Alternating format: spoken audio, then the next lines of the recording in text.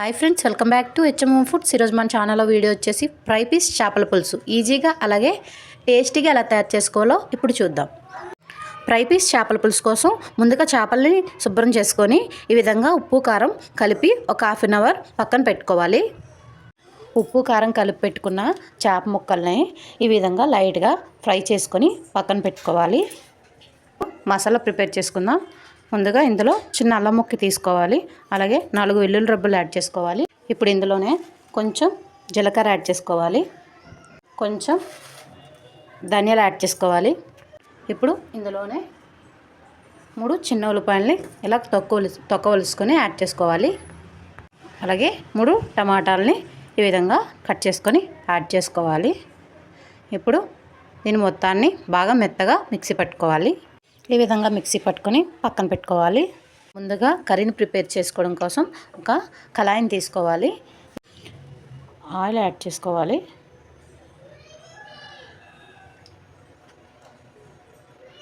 Oil add చేసుకున్నాం కదా, ఇప్పుడు ఇందులో ఒక మీడియం సైజ్ ఉల్లిపాయని కట్ చేసుకొని అలాగే 4 పచ్చిమిర్చిని చిలుకలుగా కట్ చేసుకొని యాడ్ చేసుకోవాలి. అలాగే ఒక టమాటాని ఇలా గుజ్జు కింద తీసుకొని యాడ్ చేసుకోవాలి.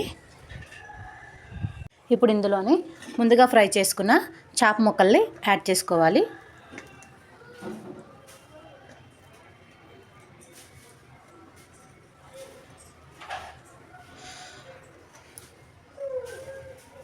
ఇప్పుడు ప్రిపేర్ చేసుకున్న మసాలాని యాడ్ చేసుకుందాం.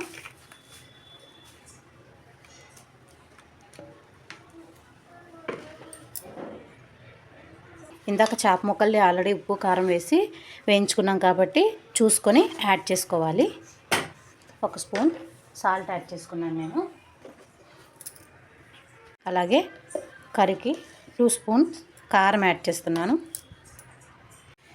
ఇప్పుడు ఇందులోనే ఒక చిన్న నిమ్మకాయ సైజ్ అంతా చింతపండు నానబెట్టుకొని ఇలా గుజ్జు కింద చేసుకొని యాడ్ చేసుకోవాలి.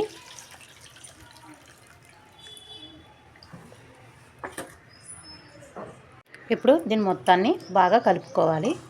మసాలాలు కారం అన్నీ కలిసేటట్టు బాగా కలుపుకోవాలి. ఈ విధంగా కలుపుకోవాలి. ఇప్పుడు కొంచెం చిక్కగా ఉంది కదా, కొంచెం గ్రేవీ కోసం కొంచెం వాటర్ యాడ్ చేసుకుందాం.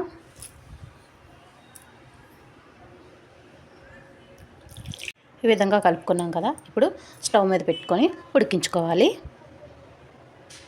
స్టవ్ ఆన్ చేసుకొని స్టవ్ మీద మనం ప్రిపేర్ చేసుకున్న కర్రీని పెట్టుకోవాలి. ఈ విధంగా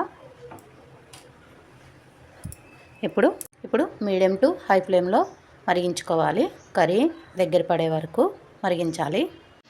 చూసారా, ఈ విధంగా మరుగుతుంది కదా, ఇప్పుడు ఇందు మీద మూత పెట్టుకొని మరిగించుకోవాలి. ఇప్పుడు చూద్దాం. ఈ విధంగా మరుగుతున్న కర్రీలో కొంచెం ఒక half spoon garam masala powder add చేసుకోవాలి. బాగా కలుపుకొని ఉప్పు కారం సరిపోయేలేదో చూసుకోవాలి. నాకైతే అన్నీ బాగా సరిపోయాయి ఫ్రెండ్స్. మీకు కానీ సరిపోకపోతే యాడ్ చేసుకోండి. కర్రీలోంచి ఆయిల్ పైకి వచ్చి కర్రీ మొత్తం దగ్గర పడిపోయింది కదా, అంటే మన ఫ్రై పీస్ చేపల పులుసు రెడీ అయిపోయిందనమాట. ఇప్పుడు లాస్ట్గా ఇందులో కొంచెం కొత్తిమీర చల్లుకుందాం.